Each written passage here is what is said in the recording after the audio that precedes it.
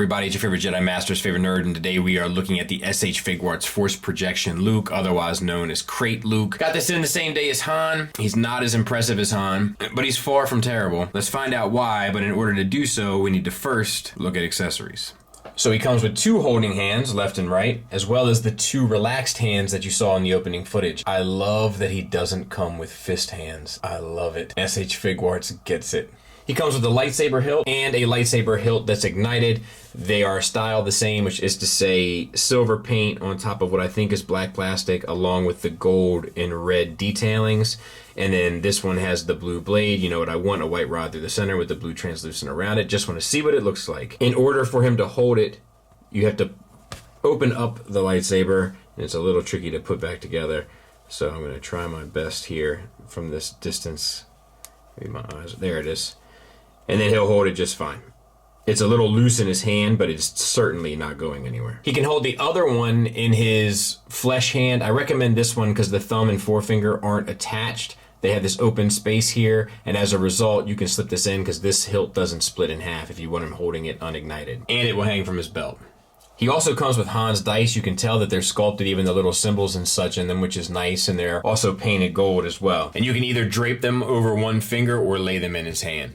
He also comes with an alternate face. Now the sculpt is well enough here. The problem is just like it looks like it's too dirty, you know? Like it's like there's too much of this grit all over his face. There's a little bit in the other face as well, but it's not nearly as bad as this. But the photoreal paint is applied sharply. It's just not super well executed kind of in general. Like whatever they chose to do it with, like palette wise, doesn't work as well. But it's sharper and cleaner than we've ever seen it with these most recent releases.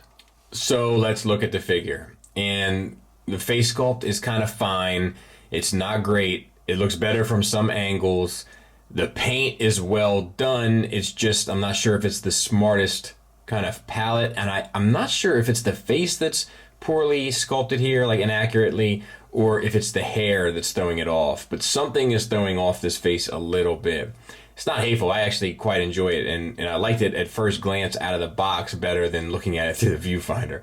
But looking at it through the viewfinder, I definitely see some more obvious flaws, and obviously where you switch out the head, that seam in the hair, stuff like that, like that's never going to go away, which is kind of a bummer. It'd have been better if it was just a swap out head. Also underneath, like the bottom of the beard isn't painted, stuff like that drives me nuts.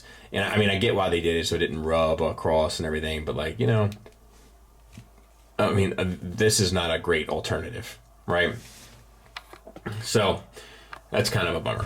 Double ball peg from the head into the neck, single from the neck into the chest. Using both, you get the head well over and back, the swivel, confused dog look, etc.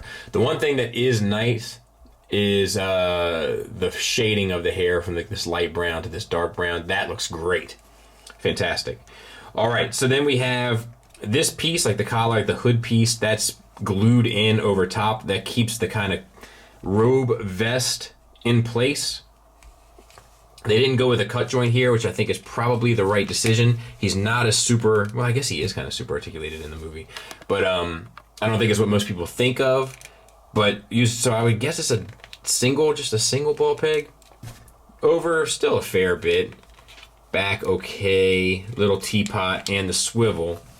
So it's kind of fine. I mean, the belt that's painted, that's connected to this softer plastic here.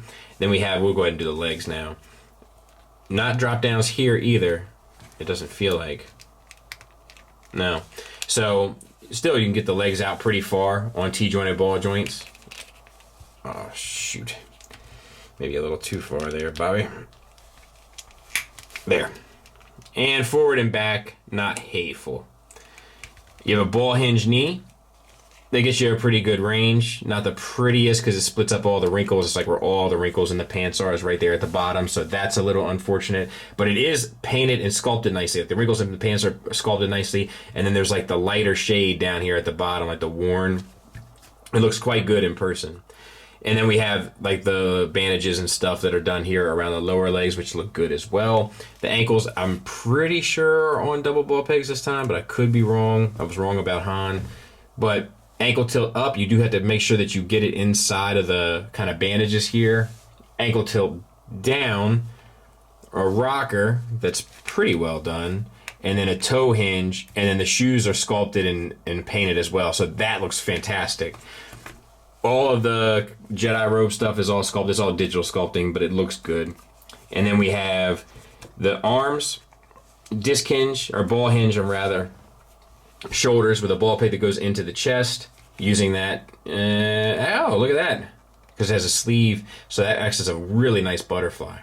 And back, not so much, but that's fine. Once again, no bicep swivel, but you do, maybe you get a little bit there at the elbow. Most of it is supposed to be at the shoulder. They've been doing this more often recently. I'm not sure it's as effective as they think it is.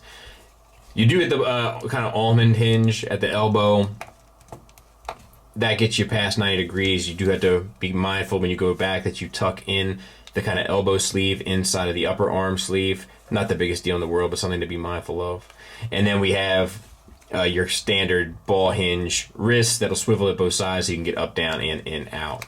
So all in all, a pretty well done figure. It's a shame that the face is kind of like just not as well done as Han's. I think it's all the facial hair. It's like it's all the facial hair that throws it off, and like when he's like looking like that works a lot better, I feel like. But Luke, Hamill must just be a hard one to do, man, because I feel like it's very rare that we get a great one. I love the kind of trash bag one that we got from Hot Toys and from SH Figuarts, to be fair. But this one is not the greatest on either, and neither is the kind of old man Luke. But this is good though. I mean, it's definitely good from far. It's good from a shelf distance. There he is with the Last Jedi Kylo from SH Figuarts. It's kind of interesting to see, like, when they're next to each other, how much Kylo towers over him. Definitely has his father's height on his side, but I think they look good together. Negatives wise, it really comes down to kind of the inaccuracies regarding the head sculpt and then the paint applied to that, especially the alternate face. I also would like a little bit more of a bicep swivel than what they give you with the shoulder. I feel like it would make stuff like this a bit easier to pull off, although this does look pretty good, I must admit. So maybe I don't have a decent leg to stand on there, but I still feel like I should have it. And it would be nice to have a little bit more abdominal articulation, but I feel like I'm being a little nitpicky there. But if we want to go all the way nitpicky, it'd have been nice to have the dice on a real chain, do you know what I mean? But let's continue. Positives wise, most of the articulation works really well. From a distance, the sculpt on the face doesn't bother you. In fact, it sells it quite nicely because of how sharp the paint is. The rest of the figure is sculpted and painted beautifully. And I just want to reiterate that I love it didn't throw in fist hands. This is my favorite Luke moment in any of the sagas ever. It's the moment that made me love Luke. I will take this figure from anybody who wants to make it. So it's always nice to have another one. I can recommend it. However, it might be worth seeing what the Black Series does with this one. Not that this is a bad figure. It's not at all. But with how well the Black Series has been doing face sculpts recently, it might be worth taking a look. Thanks for listening. Thanks for watching. Until next time, take care.